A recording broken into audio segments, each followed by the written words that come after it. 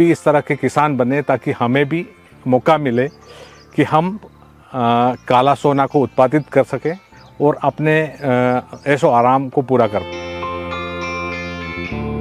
इसलिए खुश है कि अन्य फसलों के मुकाबले उनको अच्छा भुगतान मिलता है, अच्छी प्रतिष्ठा मिलती है और एक अच्छा सा गांव में सम्मान बना हुआ रहता है। यहाँ पे बड़ी मात्रा में अफीम का उत्पादन होता है और इसकी अंतर्राष्ट्रीय मूल्य अगर देखा जाए तो ये करोड़ों रुपए में जाते हैं। हमारे एरिया में तो जो किसान के पास अफीम है, खेती करते हैं, वो तो राजा ही हैं और उस किसान से हर कोई रिश्ता जोड़ना चाहता है।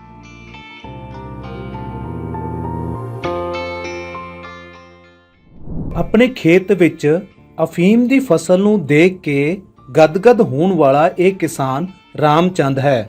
ਉਹ ਰਾਜਸਥਾਨ ਦੇ ਜ਼ਿਲ੍ਹਾ ਪ੍ਰਤਾਪਗੜ੍ਹ ਦਾ ਰਹਿਣ ਵਾਲਾ ਹੈ। ਪੀੜ੍ਹੀਆਂ ਤੋਂ ਹੀ ਉਸ ਦੇ ਪਰਿਵਾਰ ਨੂੰ ਇਲਾਕੇ ਵਿੱਚ ਬਹੁਤ ਹੀ ਸਨਮਾਨ ਦੀ ਨਿਗਾਹ ਨਾਲ ਦੇਖਿਆ ਜਾਂਦਾ ਹੈ।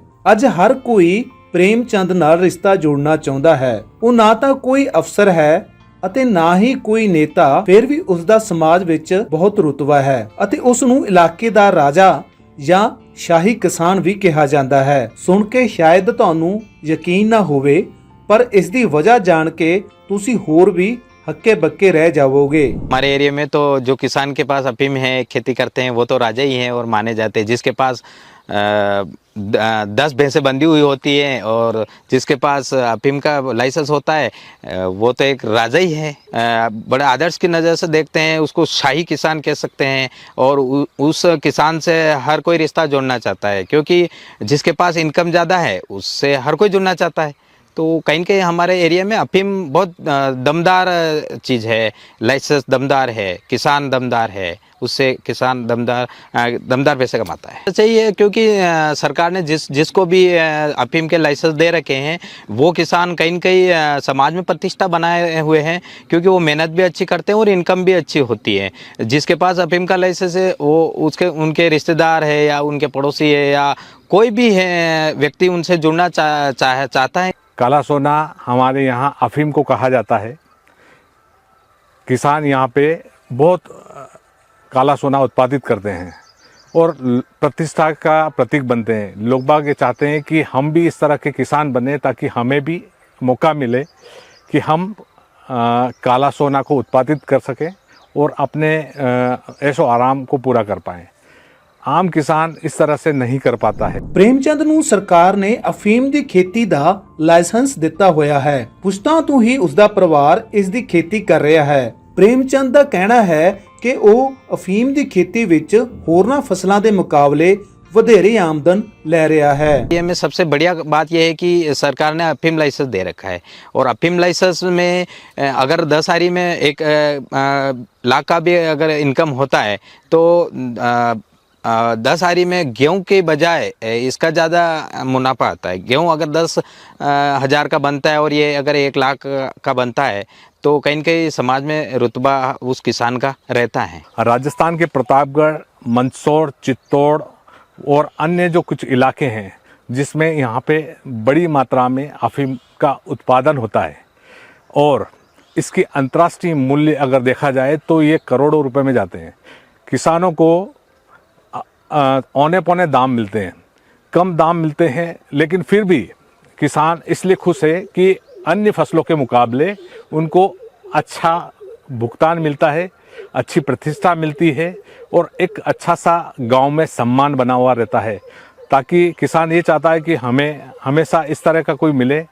सरकार 98 के बाद कोई नए पट्टे जारी नहीं किए, जिससे क्या है कि उनकी और एक पद की ऊंचाई और बढ़ गई है। ਪੰਜਾਬ ਵਿੱਚ ਕਣਕ ਅਤੇ ਰਾਜਸਥਾਨ ਦੇ ਵਿੱਚ ਅਫੀਮ ਹਾੜੀ ਦੇ ਸੀਜ਼ਨ ਦੀ ਫਸਲ ਹੈ। ਕਣਕ ਅਤੇ ਅਫੀਮ ਦੀ ਖੇਤੀ ਵਿੱਚ ਤੁਲਨਾ ਕਰਕੇ ਜਾਣਦੇ ਹਾਂ ਕਿ ਕਿਸ ਫਸਲ ਵਿੱਚੋਂ ਵੱਧ ਕਮਾਈ ਹੁੰਦੀ ਹੈ। ਰਾਜਸਥਾਨ ਵਿੱਚ ਕਿਸਾਨ ਨੂੰ ਅਫੀਮ ਦੀ ਖੇਤੀ ਕਰਨ ਲਈ ਕੇਂਦਰ ਸਰਕਾਰ ਵੱਲੋਂ 10 ਆਰੀ ਦਾ ਲਾਇਸੈਂਸ ਜਾਰੀ ਹੁੰਦਾ ਹੈ। ਇੱਥੇ 40 ਆਰੀ ਦਾ 1 ਏਕੜ ਹੁੰਦਾ ਹੈ, ਯਾਨੀ 10 ਆਰੀ ਦਾ ਪੰਜਾਬ ਵਿੱਚ ਮਤਲਬ 2 ਕਨਾਲ ਤੋਂ ਹੈ। ਕਿਸਾਨ ਪ੍ਰੇਮਚੰਦ ਨੇ ਦੱਸਿਆ ਕਿ ਕਿਵੇਂ ਕਣਕ ਦੀ ਫਸਲ ਨਾਲੋਂ ਅਫੀਮ ਦੀ ਖੇਤੀ ਜ਼ਿਆਦਾ ਮੁਨਾਫੇ ਵਾਲੀ ਹੁੰਦੀ ਹੈ। ਅਫੀਮ ਦੀ ਖੇਤੀ ਤੋਂ ਆਮਦਨ ਜਾਣਨ ਤੋਂ ਪਹਿਲਾਂ ਅਸੀਂ ਕਣਕ ਦਾ 1 ਏਕੜ ਦਾ ਖਰਚਾ ਅਤੇ ਆਮਦਨ ਜਾਣ ਲੈਂਦੇ ਹਾਂ। ਕਣਕ ਦੀ ਫਸਲ ਦਾ 1 ਏਕੜ ਦਾ ਖਰਚਾ ਵਹਾਈ ਉੱਤੇ 3000 ਰੁਪਏ, ਇੱਕ ਗੱਟਾ DAP ਦਾ 1300 ਰੁਪਏ, ਬੀਜ ਦਾ ਖਰਚਾ 1000 ਰੁਪਏ, 3 ਯੂਰੀਆ ਬੋਰੀਆਂ ਕਰੀਬ 800 ਰੁਪਏ, ਨਦੀਨਨਾਸ਼ਕ 1000 ਰੁਪਏ, ਸਪਰੇਅ ਦਾ ਖਰਚਾ 2000 ਰੁਪਏ, ਵਾਢੀ ਦਾ ਖਰਚਾ 1500 ਰੁਪਏ, ਕੁੱਲ ਖਰਚਾ 10600 ਰੁਪਏ ਬਣਦਾ ਹੈ। ਕਣਕ ਦੀ 1 ਏਕੜ ਫਸਲ ਵਿੱਚੋਂ ਔਸਤਨ ਝਾੜ 20 ਕੁਇੰਟਲ ਨਿਕਲਦਾ ਹੈ। ਸਾਲ 2023-24 ਵਿੱਚ ਕਣਕ ਦਾ MSP ਰੇਟ 2150 ਰੁਪਏ ਪ੍ਰਤੀ ਕੁਇੰਟਲ ਹੈ। ਇਸ ਹਿਸਾਬ ਨਾਲ 1 ਏਕੜ ਚੋਂ 42500 ਰੁਪਏ ਦੀ ਫਸਲ ਹੁੰਦੀ ਹੈ। ਜੇਕਰ ਇਸ ਵਿੱਚੋਂ 10600 ਰੁਪਏ ਦੀ ਲਾਗਤ ਘਟਾ ਦਿੱਤੀ ਜਾਵੇ ਤਾਂ 1 ਏਕੜ ਕਣਕ ਦੀ ਫਸਲ ਵਿੱਚੋਂ 31900 ਰੁਪਏ ਦੀ ਆਮਦਨ ਹੁੰਦੀ ਹੈ। ਜਿੱਥੇ 1 ਏਕੜ ਵਿੱਚ ਕਣਕ ਦੀ ਫਸਲ ਤੋਂ 31900 ਰੁਪਏ ਦੀ ਬਚਤ ਹੁੰਦੀ ਹੈ, ਉੱਥੇ ਹੀ ਅਫੀਮ ਦੀ ਖੇਤੀ ਵਿੱਚ ਖਰਚੇ ਕੱਢ ਕੇ 4,86,120 ਰੁਪਏ ਬਚ ਜਾਂਦੇ ਹਨ। ਆਓ ਜਾਣਦੇ ਹਾਂ ਕਿਵੇਂ।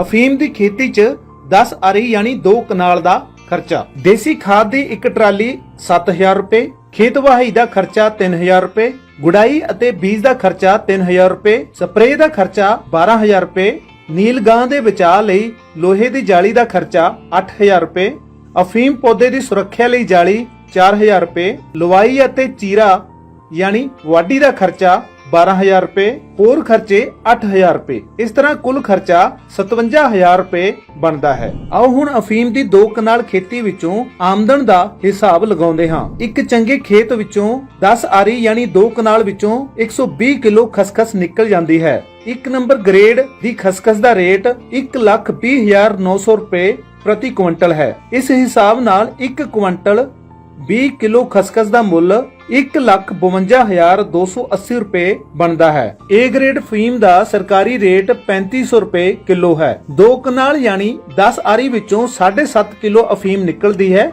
ਜੋ ਕਿ ਕੁੱਲ 26,250 ਰੁਪਏ ਦੀ ਬਣਦੀ ਹੈ। ਇਸ ਤਰ੍ਹਾਂ ਖਸਖਸ ਅਤੇ ਅਫੀਮ ਨੂੰ ਵੇਚ ਕੇ ਕਿਸਾਨ ਨੂੰ 1,78,530 ਰੁਪਏ ਬਣਦੇ ਹਨ। ਹੁਣ ਇਸ ਰਕਮ ਵਿੱਚੋਂ 57000 ਰੁਪਏ ਦੀ ਲਾਗਤ ਨੂੰ ਘਟਾਉਣ ਨਾਲ ਕਿਸਾਨ ਨੂੰ 1,21,530 ਰੁਪਏ ਦੀ ਆਮਦਨ ਹੁੰਦੀ ਹੈ। ਇਸ ਹਿਸਾਬ ਦੇ ਨਾਲ ਕਿਸਾਨ ਨੂੰ 1 ਏਕੜ ਅਫੀਮ ਦੀ ਫਸਲ ਵਿੱਚੋਂ 4,86,120 ਰੁਪਏ ਦੀ ਆਮਦਨ ਹੁੰਦੀ ਹੈ। ਹੁਣ ਇਹ ਗੱਲ ਸਾਬਤ ਹੋ ਚੁੱਕੀ ਹੈ ਕਿ ਅਫੀਮ ਦੀ ਖੇਤੀ ਵਿੱਚੋਂ ਚੋਖੀ ਕਮਾਈ ਹੈ।